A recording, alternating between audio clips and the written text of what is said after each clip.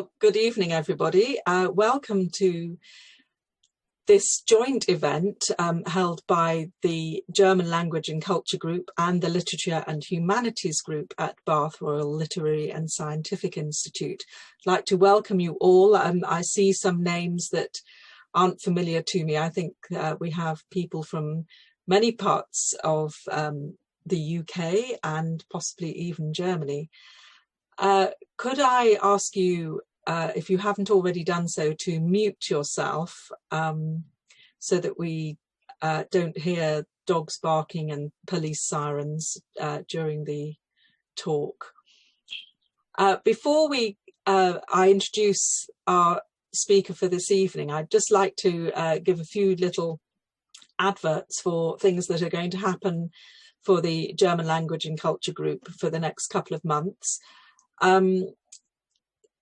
So on Sunday, the 23rd of May, you are all invited to a German language service at St. Thomas a Becket Church in Church Street, Widcombe, to celebrate Pentecost. It's at 12:15 in the afternoon.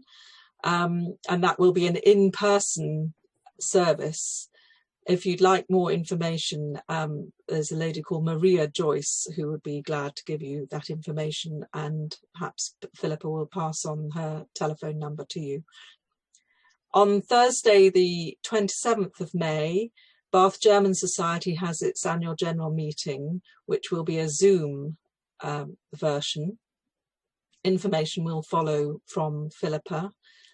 And on Thursday, the 17th of June, we are going to have a discussion in German of Neujahr by Julie C. and Judy Spencer is going to lead us in that discussion. So we're delighted to welcome this evening Dr. Steffan Davies, who is a member of the Department of German at the University of Bristol. His research interests lie in the German literature and history of the late 18th and mid-20th centuries, and in the interplay of literature, historiography, and history. As well as publishing on texts by Schiller and Goethe, he's also worked in detail on the novelist Alfred Döblin, uncovering this author's response to the traumas of war in exile in his novel Hamlet oder die lange Nacht nimmt ein Ende, translated into English as Tales of a Long Night. This work has led him to a new field, the poetics of exile in German literature since around 1800. Dr. Davies's talk this evening will outline a brief historical overview of exile and migrant writing in German, and he will be making a few remarks on the problems with categorizing exile literature and migrant writing. He'll then discuss a pair of exiles to Germany, a pair of German exiles in London, and then finally talk about Stefan Zweig, who spent a period of time in Bath as an exile from the Third Reich. So we're all very fascinated at this subject, and I'll give you a visual applause and ask Dr. Davies to begin his talk. Thank you very much for joining us. Well, thank you very much. And it's great to see virtually many of you here. Thanks for introduction, and thank you for the invitation to speak. And in thanking you, it's also a chance to say that the invitation for this evening actually started as an invitation for a year ago. We all know what happened in the meantime, but that invitation came initially from Robert Blackburn. And so this is a moment as well in which to remember him.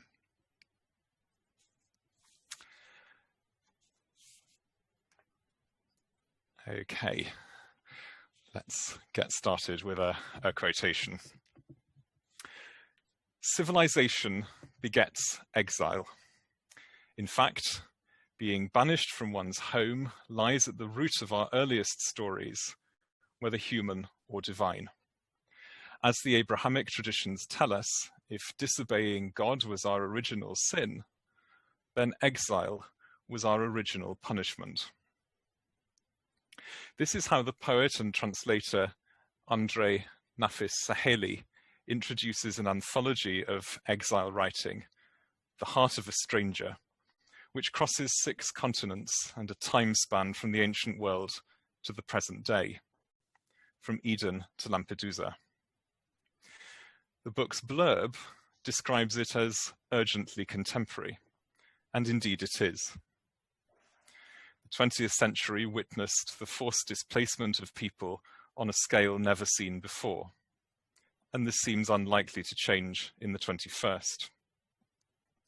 The Palestinian exile Edward Said wrote in 1984 that, quotes, "Our age, with its modern warfare, imperialism, and the quasi-theological ambitions of totalitarian rulers, is indeed the age of the refugee, the displaced person, mass immigration.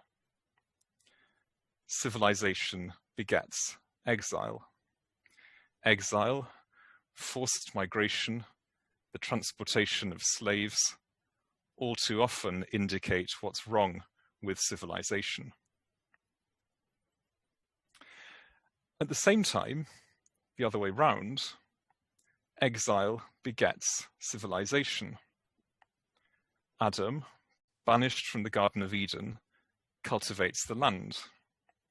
The fugitive Aeneas becomes the founder of Rome. And exile is tied up with civilization in another way too, in its use as a metaphor or a simile to describe feeling cut off or dislocated, perhaps very profoundly, but without the person who's doing the describing being an exile at all in a physical or a political sense.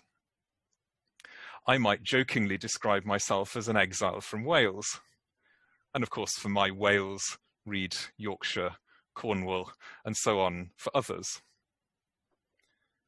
But far less jokingly, let's take another example.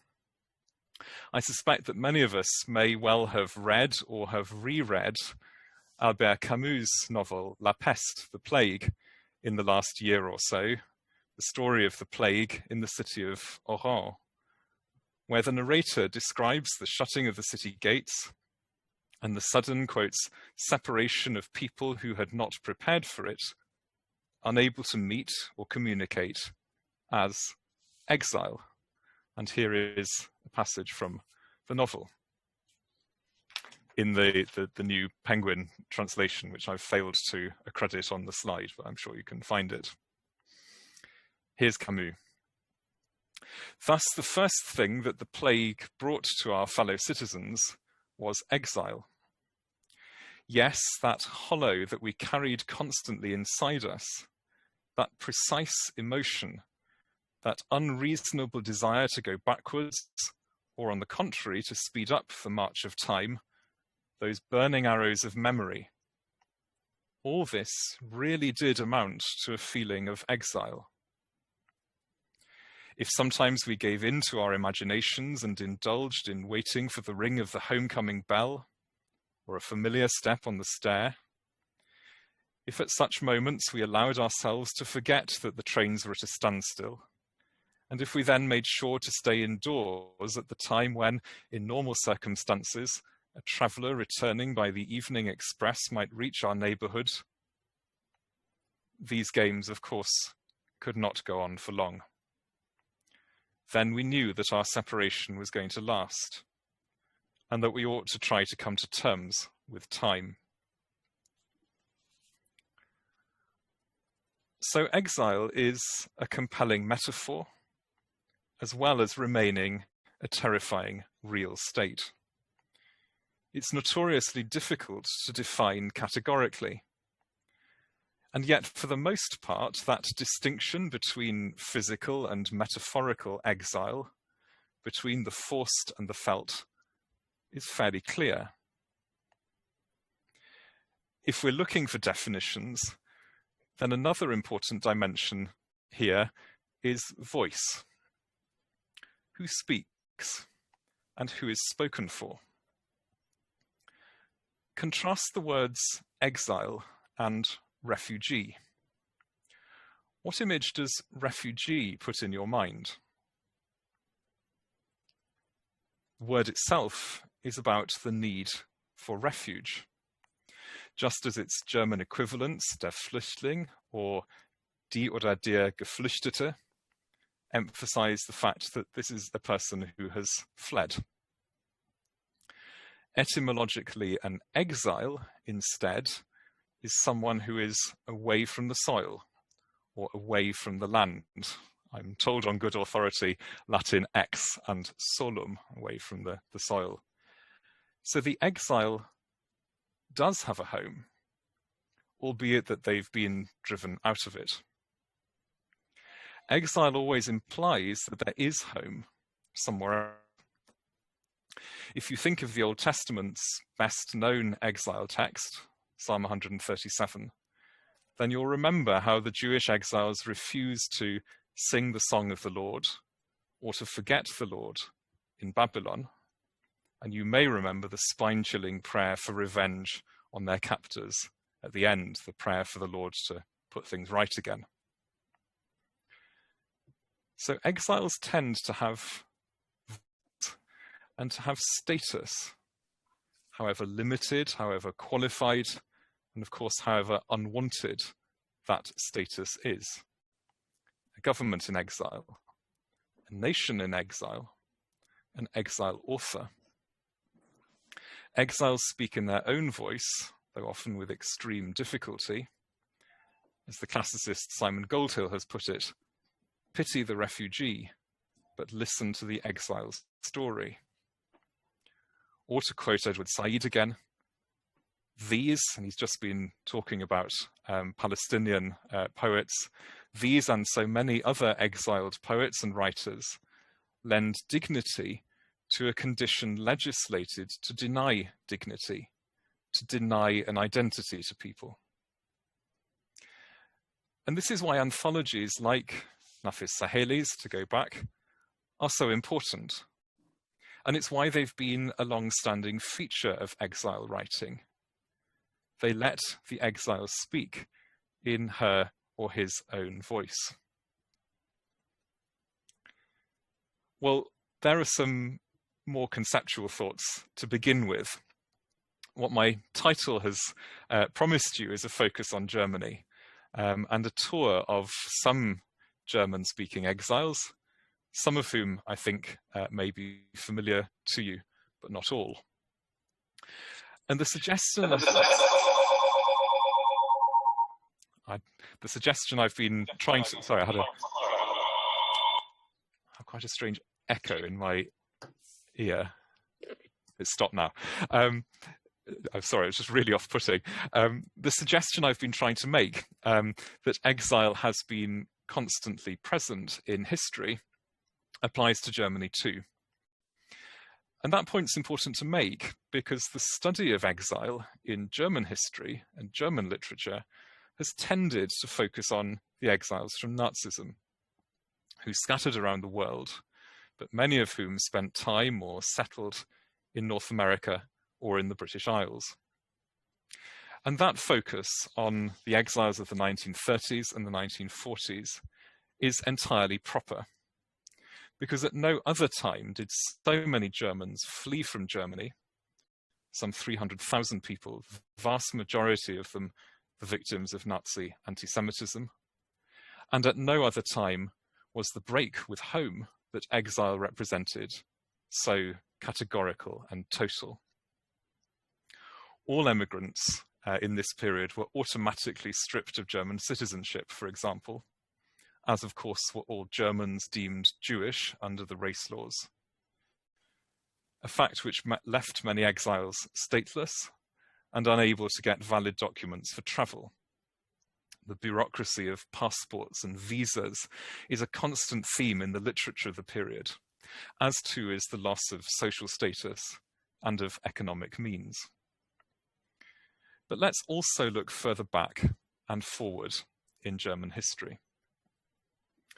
We could start with exiles in Germany at the time of the Reformation and note the very large Huguenot emigration to Prussia after the Edict of Fontainebleau against them in 1685.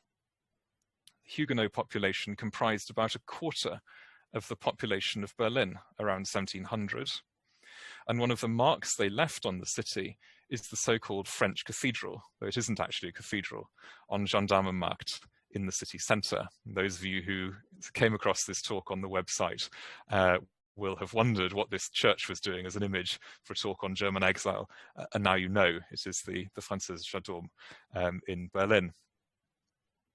Let's move on. In the age of the French Revolution, there were German exiles in Paris, most notably Georg Forster, who you have on the slide. Forster, who had been on Captain Cook's second voyage to the Pacific, and who became one of the leaders of the Jacobin Republic in the city of Mainz. He died in Paris in 1794. At the same time, Germany was a destination of several thousand émigrés from revolutionary France and the lands that France occupied. In the decades after Napoleon's defeat in 1815, the repressive laws against radical nationalism and resistance to constitutional change in Germany created more exiles. One of the key words for those with a little bit of German history are the Karlsbad Decrees of 1819 on the slide. Created more exiles, often internally from one state of the German Confederation to another, though not only. Paris and London became destinations where others fled temporarily or permanently, not least after the revolutions of 1848. In the 1880s, legislation against socialists in the recently united Germany drove many abroad, to Switzerland in particular. Since World War II, there have been the ethnic Germans expelled from Central and Eastern Europe after the war. There have been exiles and escapees from the German Democratic Republic to the west. And since reunification in 1990, refugees arriving in Germany from the Balkan conflict in particular, and in the so-called migrant crisis of 2015. Now, the exiles from Nazism were fully aware of this long history, and they often claimed it as their own. Very simply put, this was the claim that Germany's heritage did not culminate in Nazism, but rather with them. Famously, when Thomas Mann was stripped of German citizenship in 1936, his brother Heinrich declared that if Goethe were alive, then he too, Goethe, would not be sitting in Weimar, but instead he would have had house and home taken away from him, and he would be in exile like them. Teilte mit uns allen das Exil. Thomas Mann, the brother, arriving in New York in 1938, was reported as saying on the quayside, a reporter from the New York Times gets this from him, reported as saying, "What makes exile easier is the realization of the poisoned atmosphere in Germany.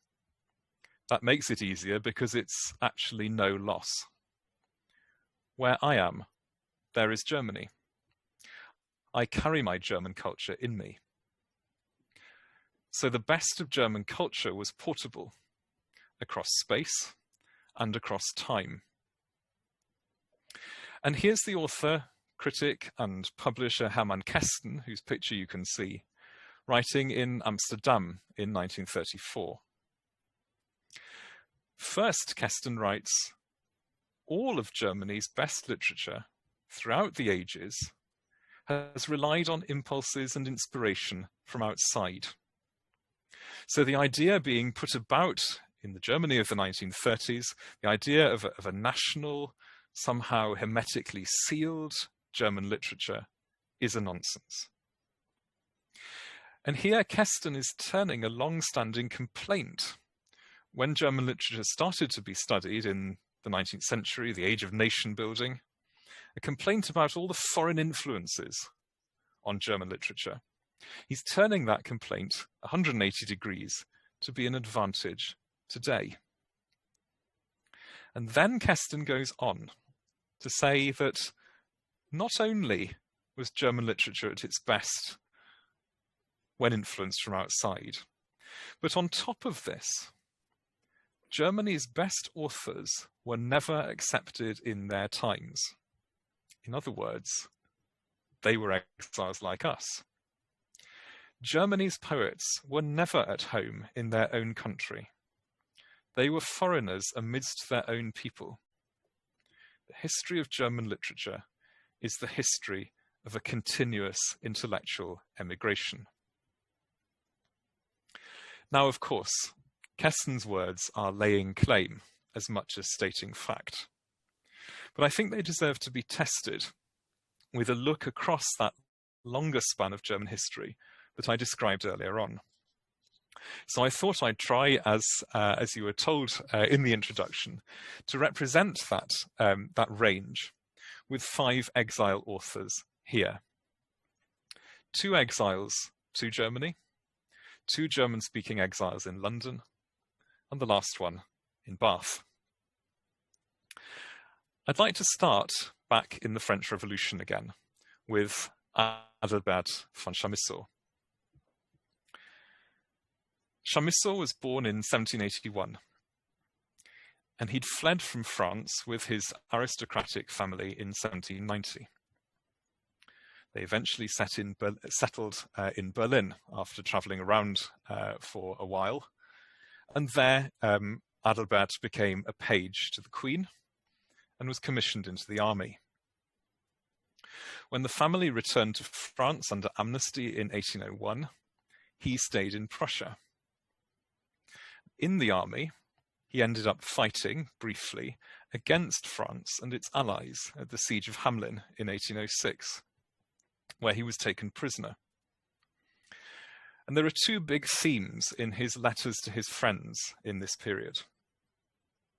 First of all, that he has 2 homes, France and Prussia, and as a result, no home at all. And secondly, that because of this, he has no purpose in life. He dismissed the emerging nationalism of the period, as Hermann Kesten might have done, as only interesting, quotes, the people who colour in maps. But he felt its power, the power of that nationalism, all the same. Everyone else knew which side they were on, he complained. But, quotes, there is no sword for me to bear in this age. Chamisso studied biological sciences in Berlin. Like Foster, though later, he went on a round-the-world scientific voyage, and he became curator of the Botanical Garden in Schöneberg. So he did settle, and his poetry, almost all in German, his second language, became immensely popular. It's almost forgotten today, but hugely popular in its time. He became the editor of one of the most important literary journals of the time, and thus one of the gatekeepers to an author's failure or success. Several of his poems are about exile in one way or another, including a poem about his childhood home in France, Schloss Boncourt, which was very widely anthologized, and many more of the poems are about society's outsiders and underdogs. Chamisso made it as a German poet, though it's noticeable how often he would be praised for precisely this, his near-flawless German. The fact, as one of his very closest friends and his editor said, the fact that his poetic heart was in the right place. Comments which were no doubt sincerely meant, but which of course kept drawing attention to his exile past. Paradoxically, Chamisso's best-known exile character isn't really an exile at all. In 1813, as the War of the Sixth Coalition against Napoleon, or for Germans, the so-called Wars of Liberation, began, Chamisso was in Berlin. Anti-French sentiment was running high, and his friends arranged for him to leave the city and to stay instead on a landed estate in the Oderland nearby. There he wrote the ostensibly light-hearted story of Peter Schlemihl, the man who sells his shadow in return for a bag which endlessly produces gold coins. This lets him pose as a rich and generous gentleman, but he's ostracized time and time again because he has no shadow. He decides that he must, quotes, wander restlessly in the world alone, which he does in a pair of 7-league boots, studying nature because he can't be part of human society. Schlemihl is most certainly an outsider. His biography overlaps with his authors, and if we're looking for other references to exile, then there's a faint comic hint at Homer's Odyssey in the faithful poodle, which greets him every time he comes home from an expedition.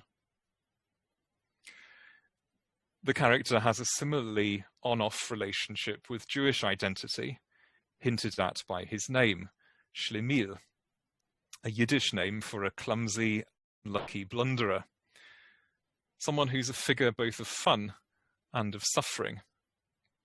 And I think that in Peter Schlemihl's wanderings across the world at the end of the story, we can see an echo of the essentially anti-Semitic figure of the so-called wandering Jew, who also makes appearances, sympathetically it has to be said in Chamisso's case, in the poetry. But Peter Schlemihl is hard to define as an exile. He's a traveller from the start, for sure, easily led astray in a new town and society where conversation is flighty, and he is, quotes, too foreign to understand it all very much. And that's where he's tricked into selling his shadow. But once he's sold the shadow, he really is a misfit by his own fault. Nothing except his surname suggests that he is Jewish, and in one episode, he's mistakenly stereotyped as a Jew on account of his unkempt beard. But it's significant that it's a mistake. What's really interesting about this story, apart from the fact that it's a good read, and I recommend it, is what it reflects of what exile does. The shadow represents those things that exiles struggle to maintain. Once it's absent, we see it. Solidity, social status, integrity. On the other hand, its loss puts Schlemihl into a world of boundless fantasy and boundless possibility. And there has been a strong tradition of connecting exile, for all its awfulness, with creativity as well. So the loss of status and of solidity, the gain for Schlemihl of fantasy, possibility, endless opportunity. Schlemihl can be anyone, as long as he doesn't go out into the sun. He can travel the world, but it seems that he will never rest. Let's move on from 19th century Germany to the present day. Put on those 7-league boots in a chronological sense. Sascha Stanisiewicz' Herkunft was published in 2019 and won the German Book Prize the same year. It's to be published in English later this year as, I think, Where You Come From. It tells the story of a narrator who came to Germany as a refugee from the war in Bosnia, as a child refugee. It tells the story of a migrant's integration in Germany in the 1990s and of the difficulties and hostilities that he faced. But it's also the story of that narrator's return to Bosnia, having grown up a bit, his return to Bosnia in search of where he comes from and who he is. At the same time as he is trying to gather memories, his grandmother, who is his link to his family's origins, is losing her memory to dementia, and she eventually dies. The text is written in small fragments and out of a single strict chronological order, just as the lives and the experiences it describes are fragmented. And there are various twists in the technique, which I won't spoil for you here. That fragmented form is also, I think, meant to show the complexity of that question, where do you come from? Because in a sense, one of the things the book shows is that origins aren't found as much as made. There are echoes of Keston and even of Chamisso and the map colouring when Stanisic's narrator visits a graveyard where his extended family is buried and, he puts it, he sees his surname on every other headstone. And he writes, "I began to get interested in my origins, but for a long time I wouldn't admit it. It seemed backward, destructive even, to talk about where I come from, or where we come from, in an age when family descent and place of birth were once again being used to tell people apart, when borders were being reinforced and so-called national interests were surfacing in the dried-up swamp of small-state politics, in an age when exclusion was becoming a political programme and acceptable to vote for." Chamisso and Stanisic have in common with each other a search, and a very genuine and heartfelt, deep down search, I feel, for a settled identity, alongside scepticism, at very least, about what political nationalism, perhaps the end result of such a search and such an identity, skepticism about what that will bring about.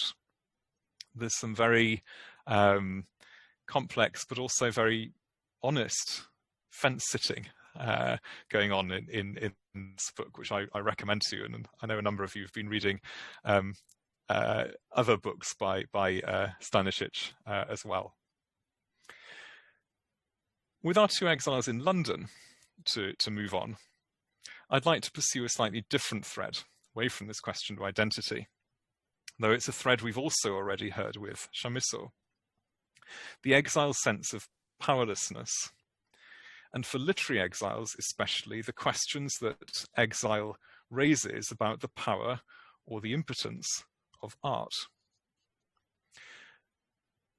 That's a dilemma with long roots too. Go back as far as Ovid's exile poetry, the Tristia, written at the shores of the Black Sea, and you'll find there the idea that it's his poetry that's got him into the mess. His art of love, an offence to public morals in Augustan Rome, but also that it's poetry that will get him out, as he writes poems pleading his innocence. And of course, the only record of Ovid's exile is the poetry. Ovid is his only witness, and so on. So this sense that art is the exile author's only weapon and is potent, but that it's impotent at the same time, repeats again and again. And it's another of the prominent themes for the exiles from Nazism. In 1851, Johanna Kinkel arrived in London to join her husband, Gottfried, who had escaped there from prison. He'd escaped eventually to London from imprisonment in Spandau, near Berlin, for his part in the Baden Uprising in 1849. The novel that she wrote in London, Hans Ibel's in London, was published in 1860, 2 years after her death in 1858.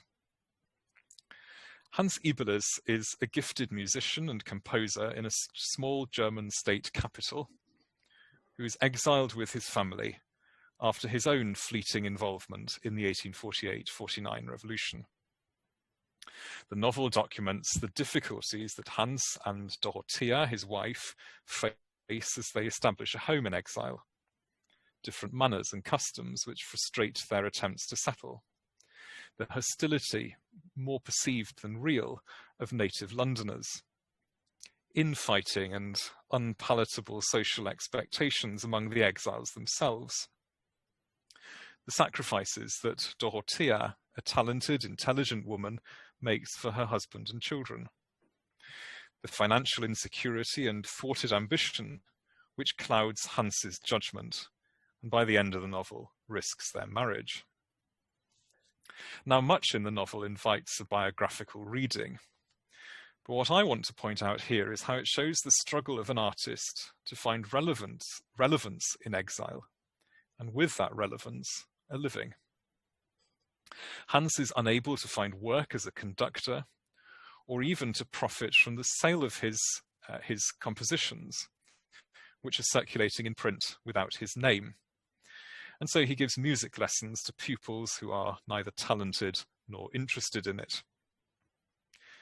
British society claims to value art, but it turns out, in a very common German image, German stereotype of Britain in this period, turns out that British society is more interested in art as a commodity, as an embellishment for a shallow society that's built on markets and money. Hans claims to be a real artist, dedicated, talented, profound, and he claims to hate dilettantism. But when it comes to politics, it is he who is the dilettante. He dabbled in politics as a student, but gave the interest up again long before 1848. And it's unclear precisely how he got involved in the revolution of 1848, or what exact criminal act he committed. A formidable reputation as a terrible revolutionary has gone before him in the London press before his arrival, but it's not borne out by his mild manners.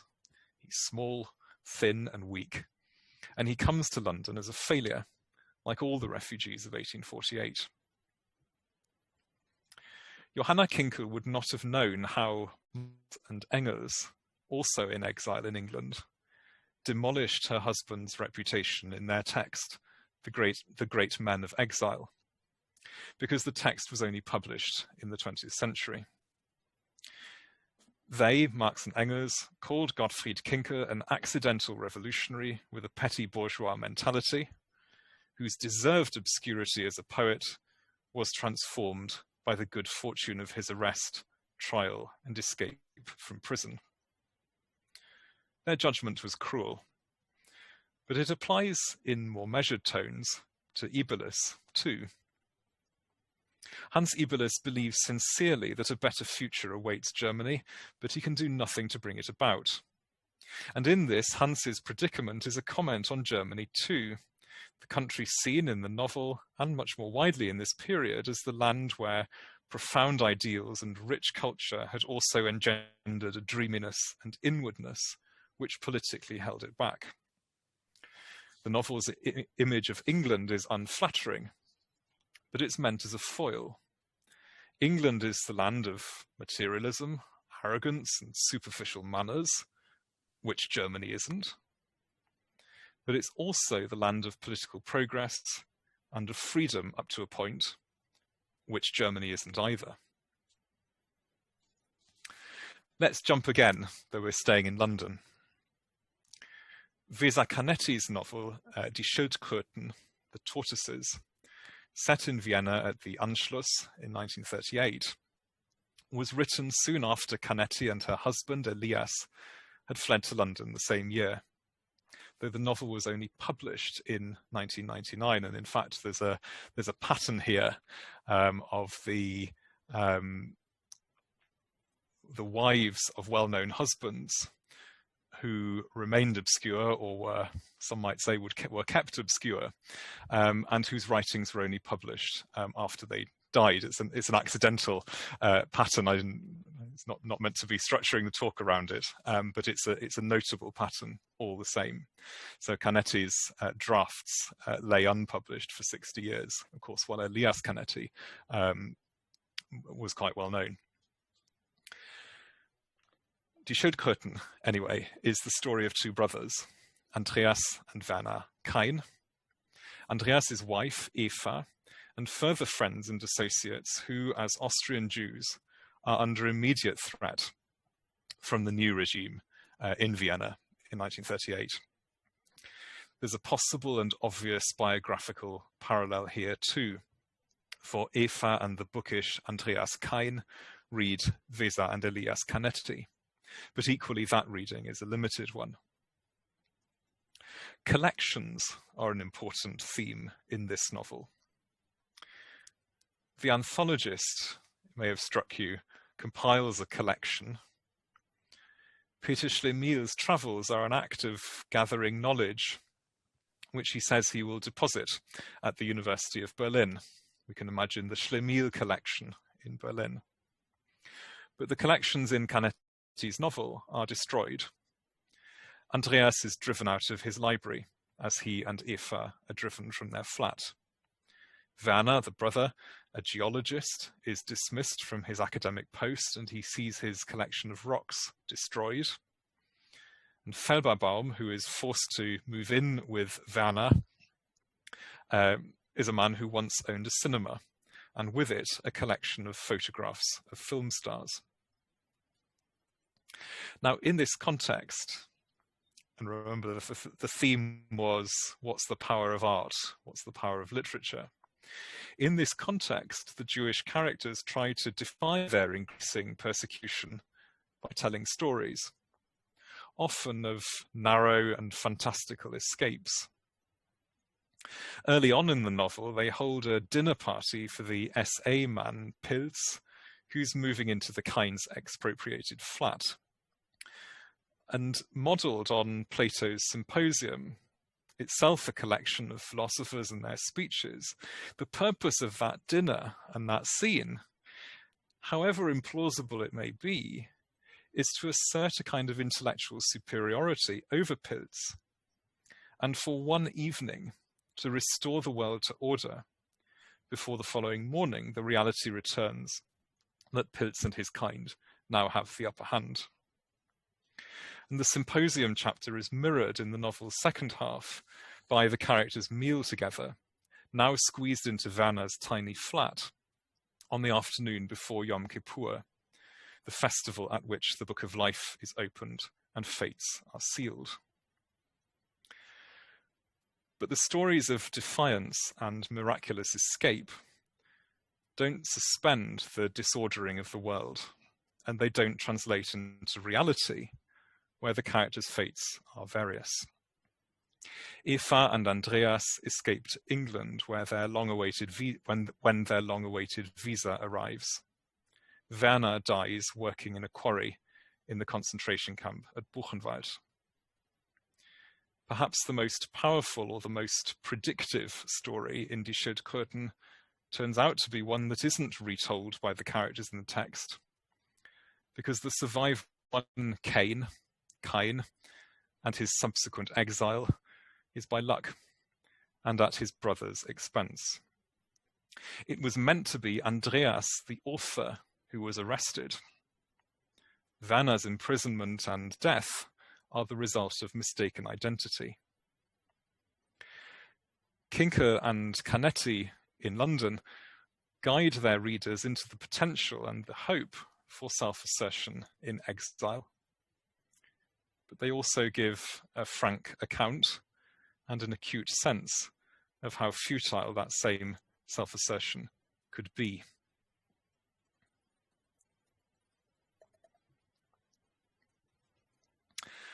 I'd like to finish with Stefan Zweig, who brings the trail of this talk to Bath. I don't need to tell many of you, I'm sure, about this short episode in Zweig's biography.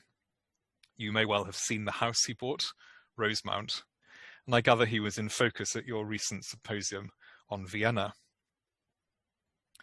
Zweig had moved from Salzburg to London in 1934, 4 years before the Anschluss, but after his home in Salzburg was raided by the police. In September 1939, he and his secretary, Lotte Altmann, bought the house in Bath. And he wrote in his autobiography, Die Welt von gestern, The World of Yesterday, that Bath had attracted him because of its literary connections. the city, quotes, where many of the best authors of England's glorious literature, Fielding in particular, had written, and the city which, to his mind, reflected the 18th century as another more peaceful age. On the 6th of September 1939, he and Lotte Altmann married in Bath. The idyll was short-lived.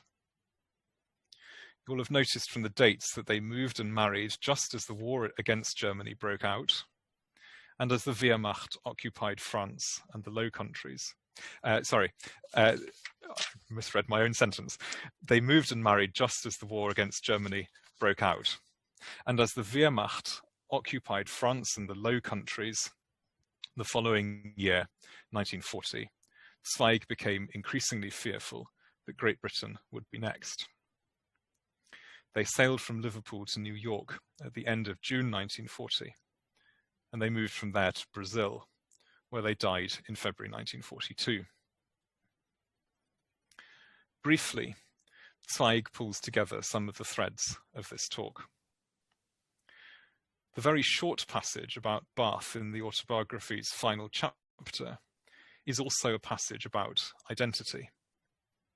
Not long before it, in the same chapter, Zweig has described the effort and the indignity of chasing documents, passport stamps, permissions, and registration, when by contrast, quotes, before 1914, the earth had belonged to all people.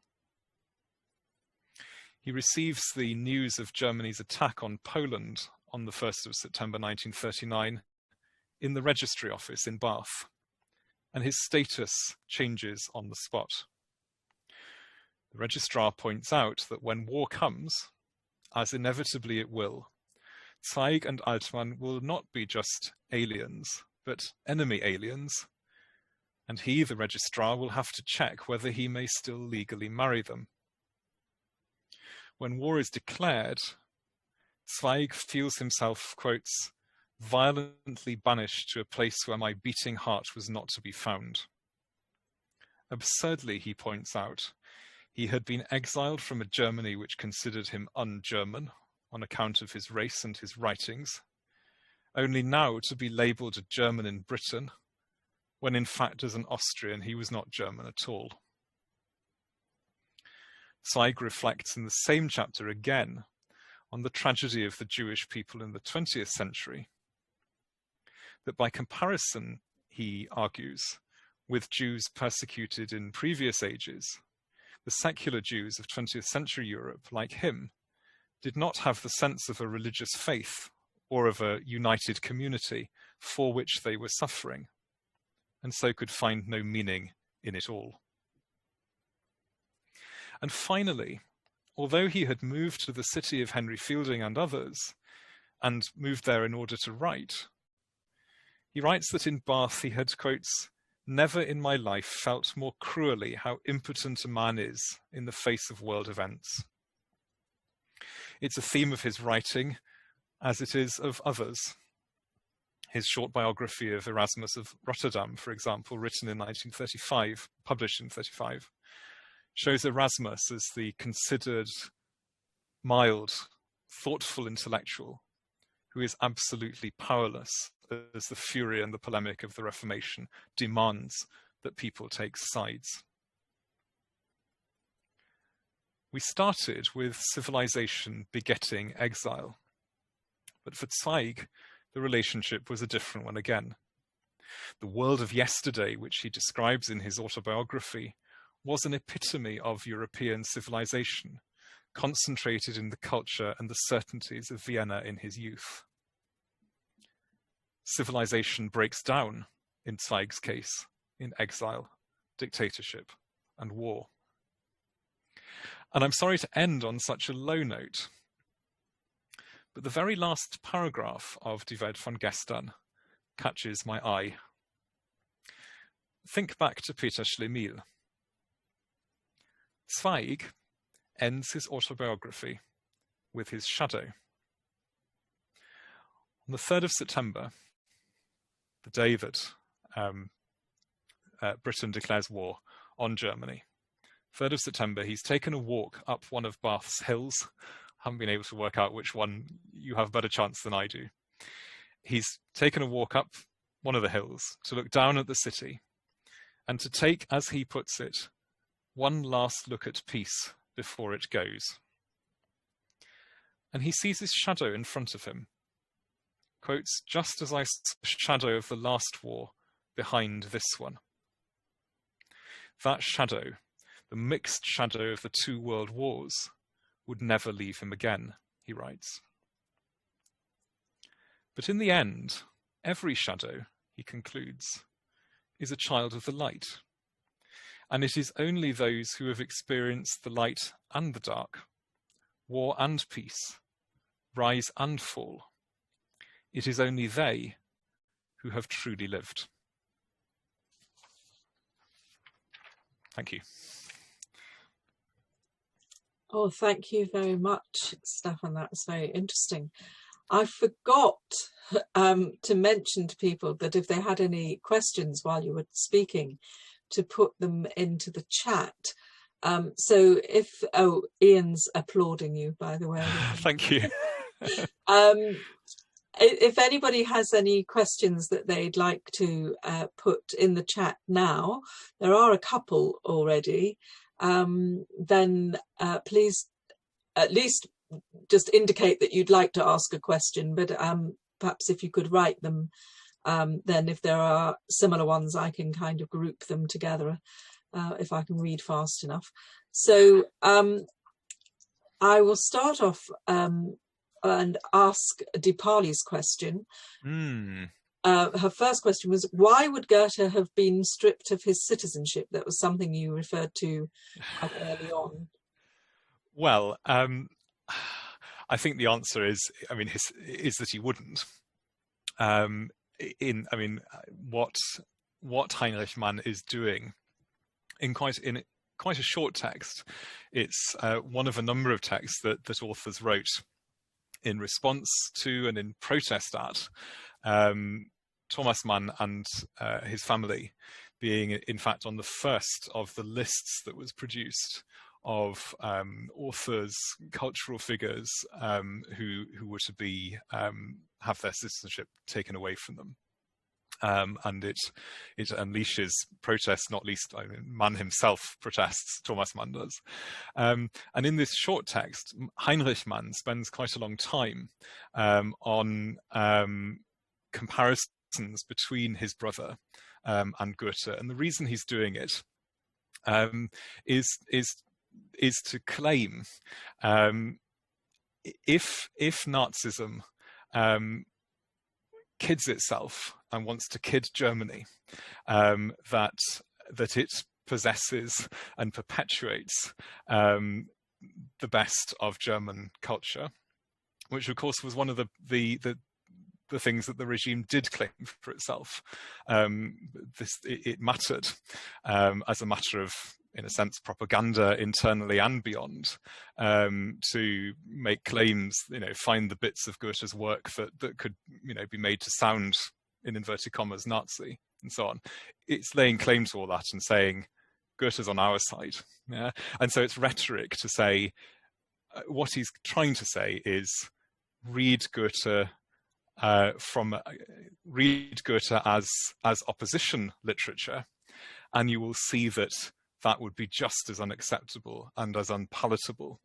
And the status of someone like Goethe and like my brother today would be just as unacceptable as Thomas Mann is. I don't think he's making a historical claim. The whole idea of citizenship was different in Goethe's time anyway. And I hope that answers the question. It is rhetorical. There's no question about that. So not in my mind, anyway. So with regard to Goethe, was it a tautology? Were you trying to say that, calling Goethe, a candidate for exile is, really saying, what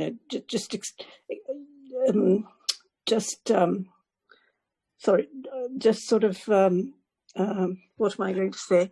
Showing that there is no such thing. I mean, because I can't, in my mind, I can't think of anybody more essentially German than Goethe. To me, he represents what Germany is, the essence of the German people. Yes, and that is precisely Heinrich Mann's point.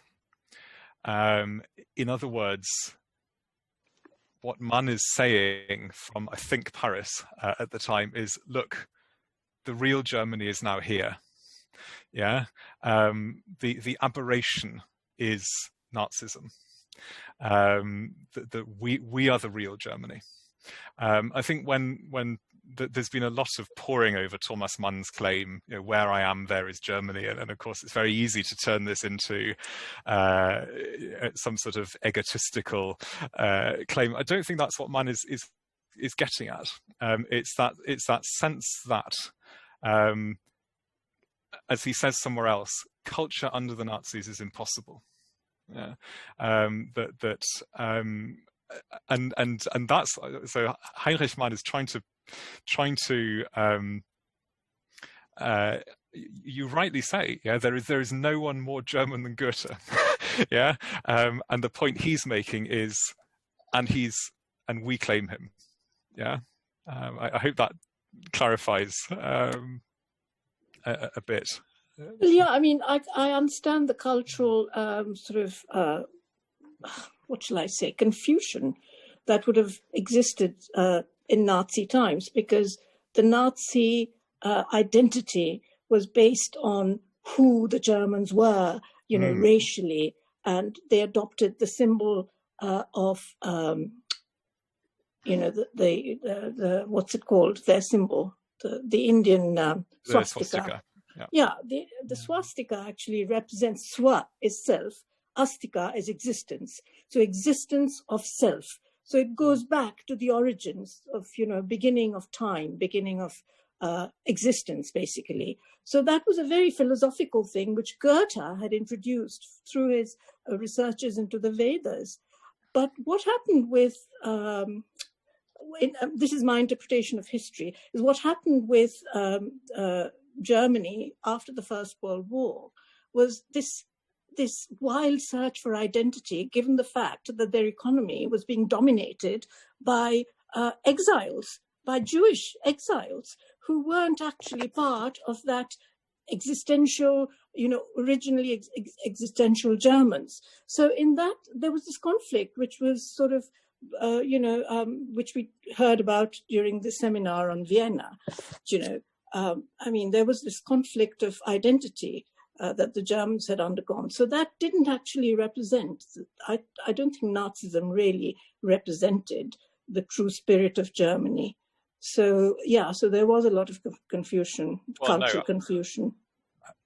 Absolutely not. But I mean, to go back to Stefan Zweig's phrase, the tragedy of the Jews, part of that tragedy is, of course, that those Jewish Germans singled out by the Nazi race laws and so on were entirely German.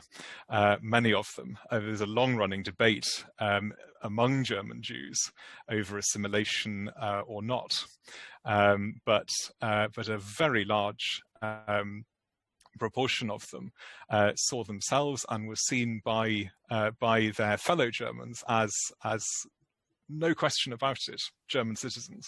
Yeah, and that is part of the whole. Of course, there's a long history of anti-Semitism in Germany, as in many other parts of Europe, all of the rest of Europe. But there's no question about the place of Jews in German society in the 20s. Part of what Heinrich Mann is getting at is the battle for culture, and a battle to reclaim in all in one Thomas Mann and Goethe as being on the right side of cultural history. There are some other great texts. There's one really good one, which I do with students every year, where another author, Anna Zegers, it tells her readers, now that all the seditious books, so-called, have been burned and banned, go onto your shelves, take down the books, take down the copies of Goethe, Schiller, Lessing, all the stuff that you haven't actually read.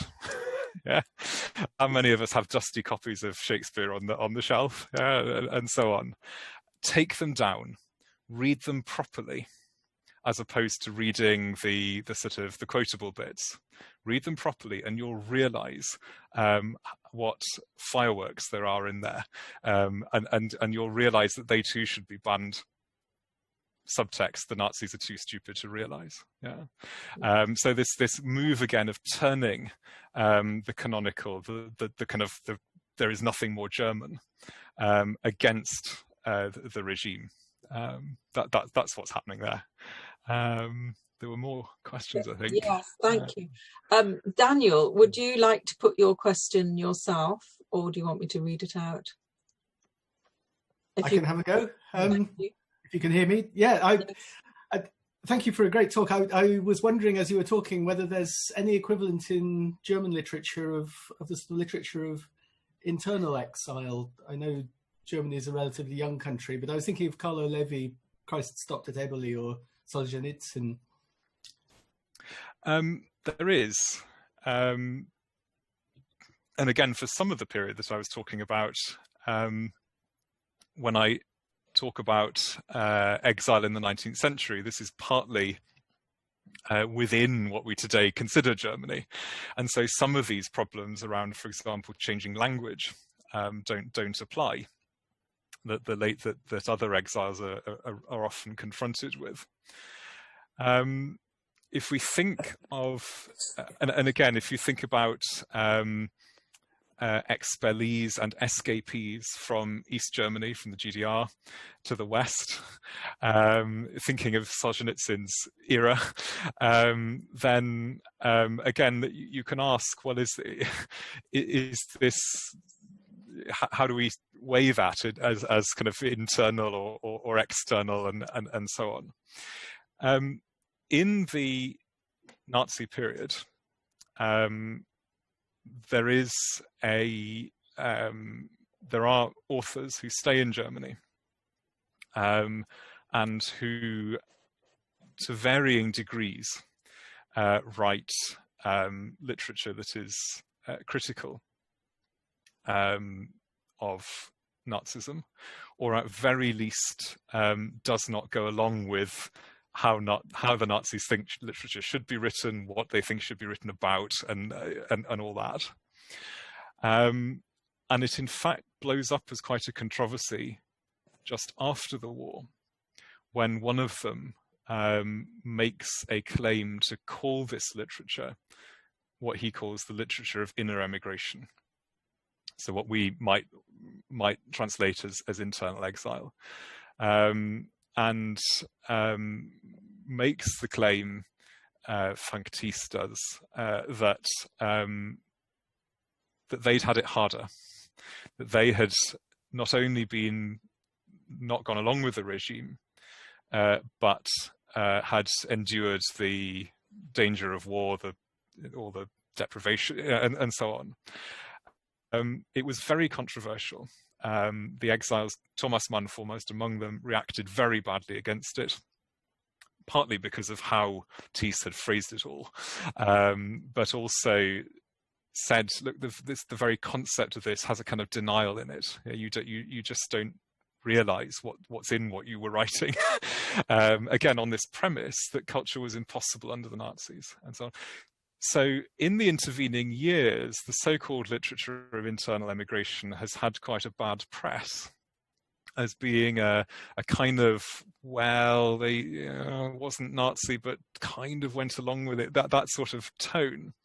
What's interesting is more recently there has been more work done on it that rehabilitates it. So there's a very good book by John Clapper recently on particularly Catholic internal emigrants. So the short answer is yes.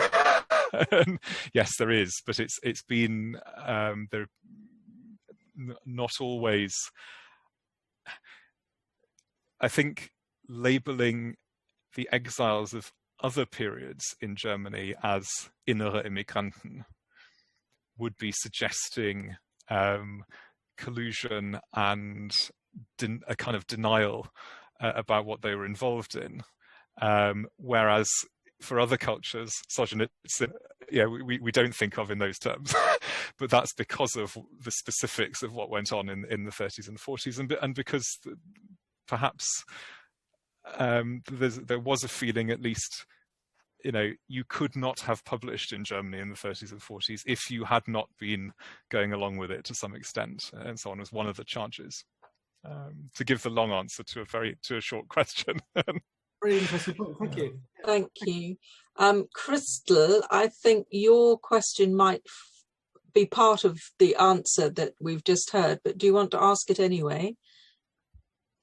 Your second question about Erich Kästner. Is she still here? Oh.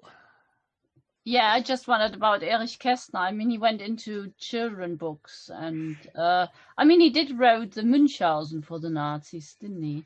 Yes.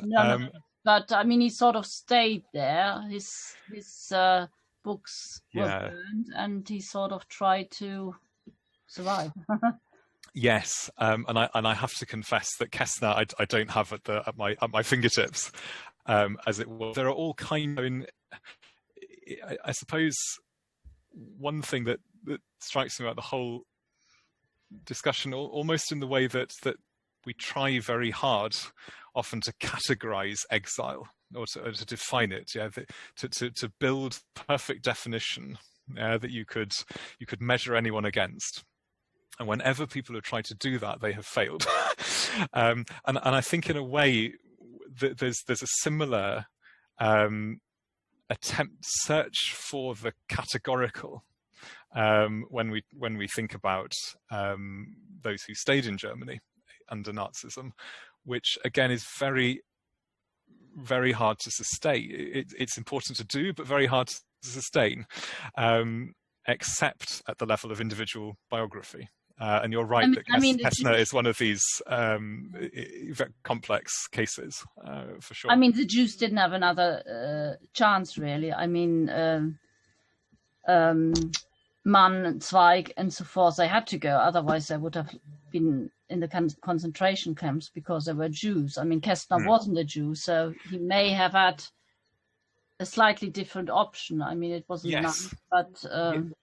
Yes, indeed. I mean, the Manns weren't Jewish, but they were certainly. Oh, sorry. As soon as Mann was on the list of those who were to lose their citizenship, his flat was searched, and so on.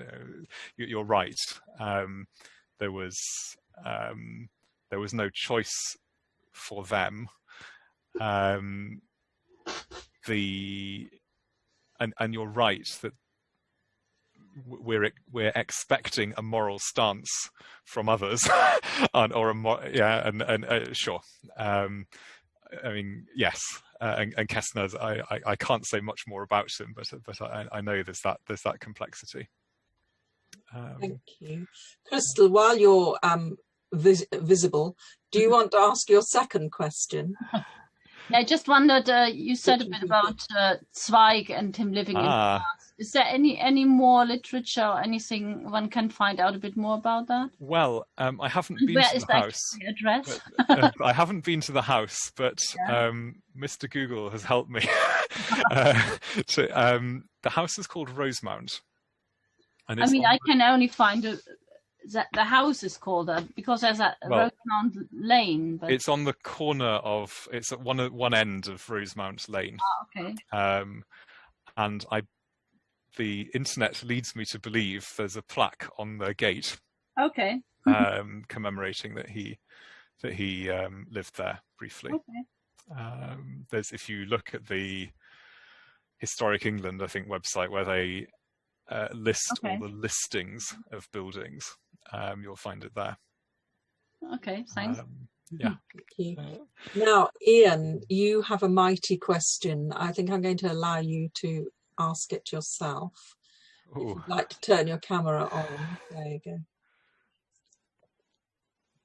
It's a really unfair one because it's from an academic to an academic, and I'm going to do what academics hate to do, which is ask you to generalise. But it was to pick up on that Kesting quotation, but also where you started with that idea that exile is sort of fundamentally part of the human condition, or at least very much part of, say, the Western tradition. And I just wondered whether, given the group of individuals that you brought together, and the paper was fantastic, very moving, and I think brought out some really interesting kind of contrasts and similarities. And I just wanted to kind of pick up on that. I mean, broadly speaking, are there shared characteristics around the literary exile, or are all literary exiles kind of unique in their own way? And then in the middle there, is there something particularly German, or there are particular characteristics around German literary exiles that might then distinguish them from other literary exiles? Well, if everyone goes off and makes themselves a cup of tea,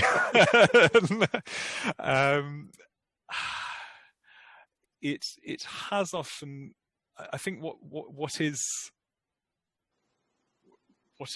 noticeable, and I tried to hint at it in what I was saying, is that there are some themes that come up again and again. In a way, they're the obvious themes.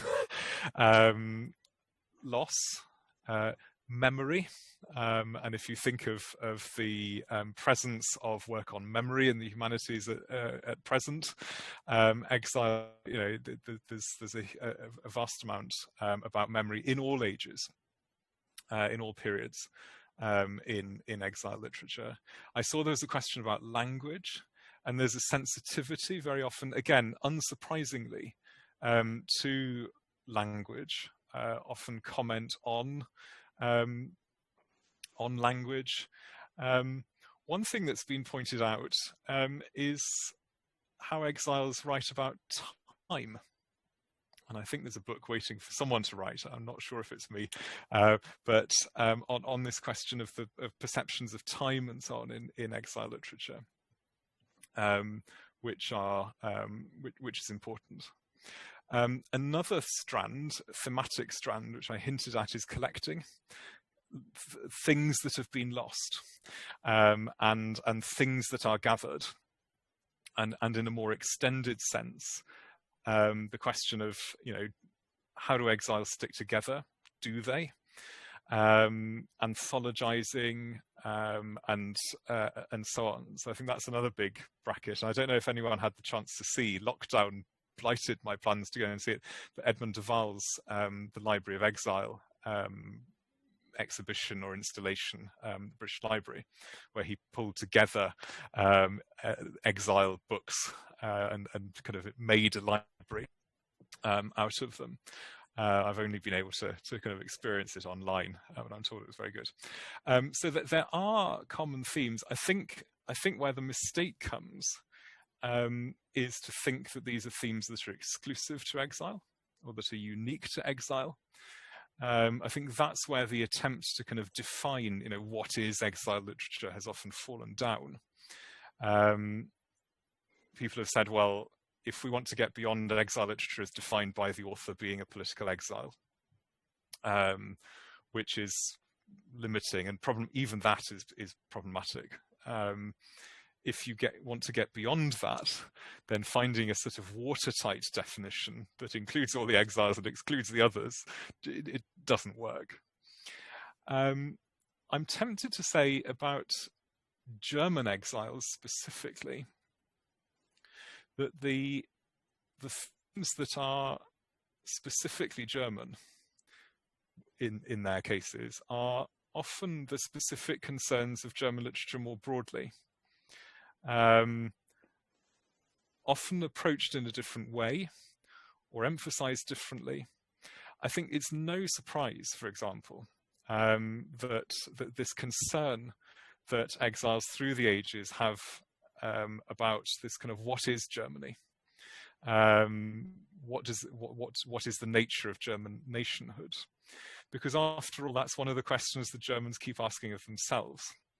And one of the notable things that goes on in the 19th century, if we'd had another 45 minutes, is how many of the thinkers on German nationhood themselves have biographies which are not entirely settled.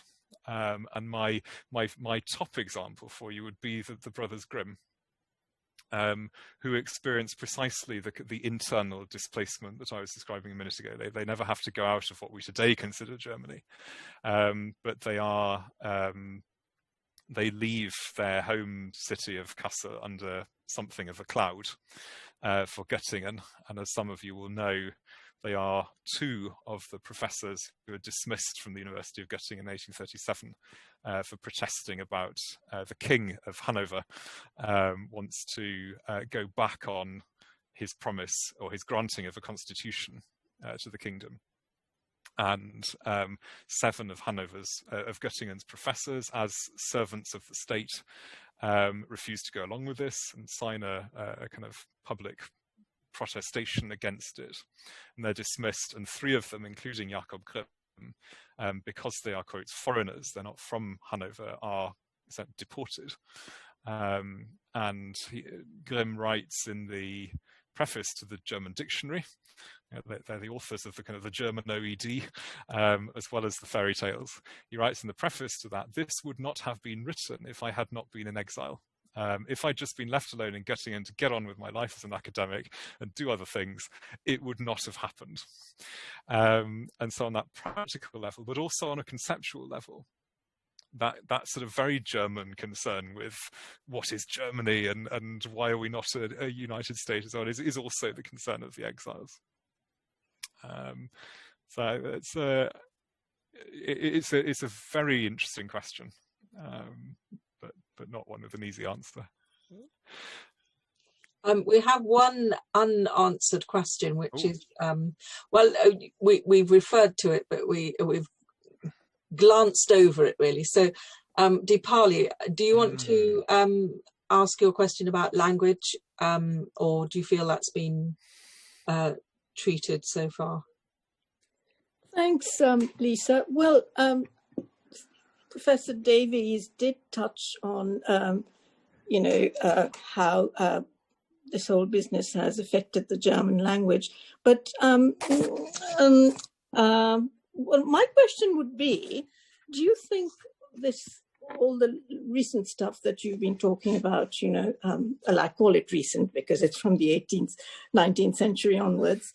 Very recent. Has that had any left its marks on the language itself in terms of usage, words, and so on? That was my question. I have a comment as well. May I make that comment? Make the comment while I think about the question. Well, my comment is that with this obsession with identity that came to the fore in the Second World War with the rise of Nazism in Germany, what I wanted to just lay on the table is the fact that all the German peoples are themselves exiles, in the sense that if you go back far enough, we are all exiles because we settled, the Ice Age drove us out of our natural homes, and then we found areas to settle in, which is what happened with not just the Germans, but the Scandinavians, the Northern Indians, lots of people, Northern Europeans. So we are all exiles in a sense. So that's part of our DNA, the psyche, in that sense. We're all wanderers in that sense. And the other thing that I wanted to also bring about is, I touched on it earlier, is about the search for identity in Germany being linked with them having been the earlier exiles to settle in that area, and then the Jewish exiles were later. So there was this conflict, I think, that tore the nation apart, the psyche.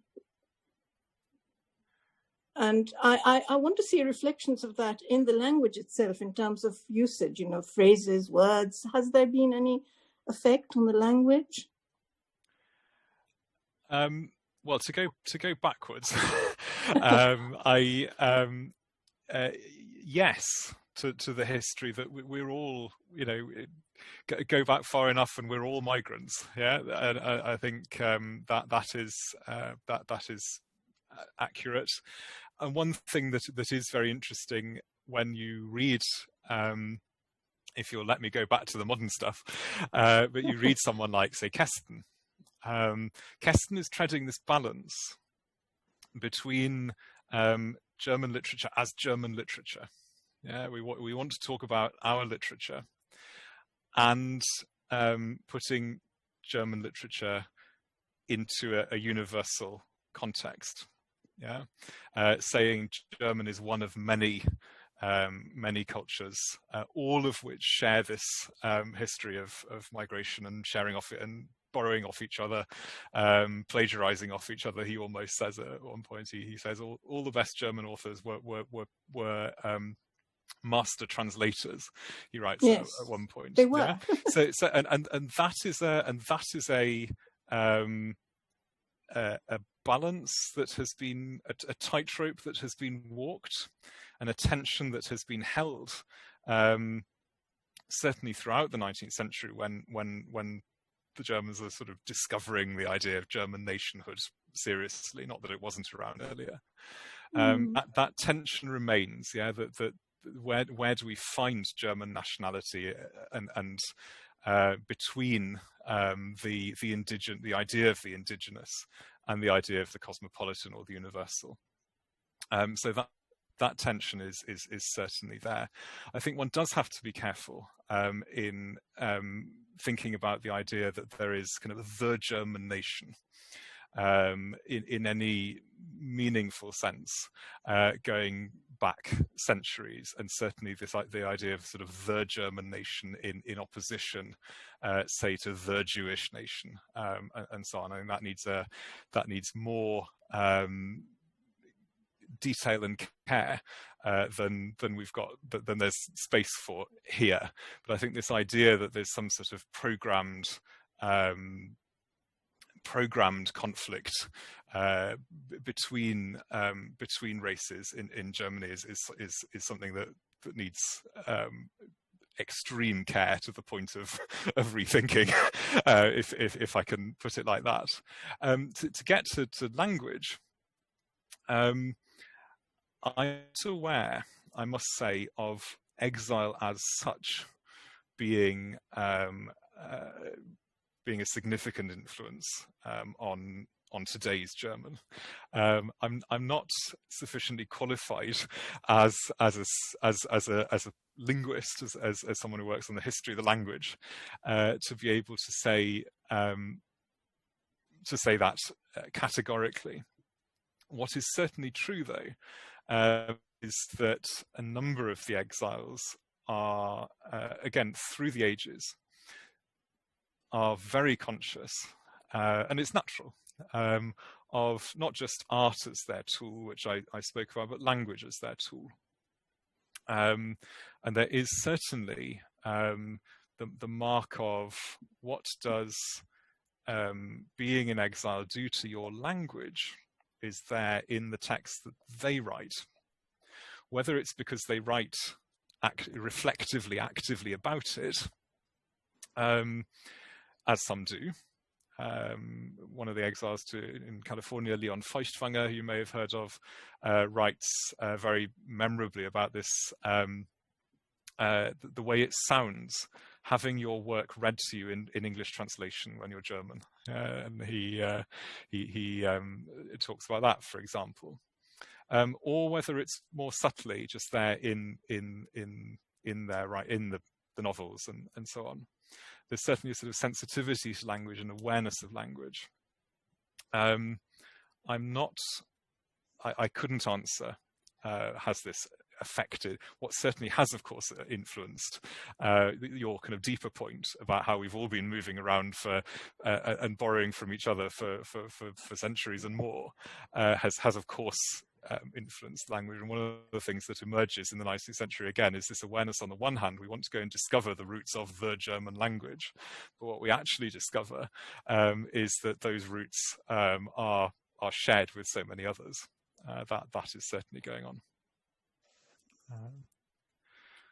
I'm going to jump in here because I am the other half of the double act tonight with Lisa, the closing parentheses. I am the chair of the Literature Humanities group, which is co-convening this evening's talk.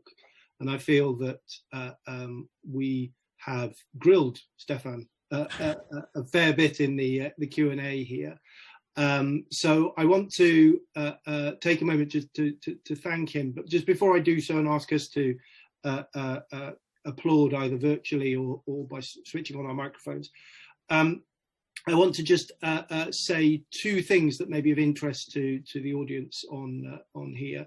The first is that, as Stefan mentioned a little while ago, I think about 8 weeks ago, Brilsey hosted a virtual symposium on Vienna, New World View, Vienna's contribution to European culture, 1890 to 1935. And for those of you who weren't able to participate in that, the videos are now appearing on the virtual Brilsey YouTube channel. So there were, I think, 8 talks in total. So you'll see those coming up over the next few weeks, but at least a couple are on there already. The other thing is that Stefan has combined his talk with an auspicious day for Brilsey, which is that Brilsey itself, the doors have reopened. And so it will be a quiet reopening as we get to grips with the new eased lockdown rules. But Queen Square, those doors are once again open, and please keep your eyes peeled for further information about some of the activities and other initiatives that will be going on to mark Brilsey's reopening after a period of so many months closed. But I will, that's the end of the formal announcement. So I just want to extend my thanks again to Stefan for a fabulous and quite moving, as I said, lecture that was very wide ranging. It's a brave thing to jump centuries there, but to do so with such confidence. And so I just want to thank Stefan. I want to thank you for joining us this evening. And I see Philippa has switched on her camera. She is the person who will ultimately switch off the Zoom call. So without any further ado, I would ask you either to use the virtual hand clapping, or to switch on your mics and to clap Stefan as we draw things to a conclusion. So thank you very much, Stefan. Very much. Thank you. It was a pleasure.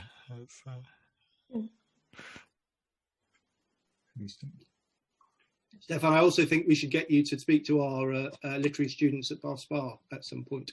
Oh, well, thank you. Put you in contact with my colleague who's talked about Zweig. I'm sure you were great. Really, really interesting. So I will follow up on that. Thank you. Thank you, Philippa. Thank you, Lisa.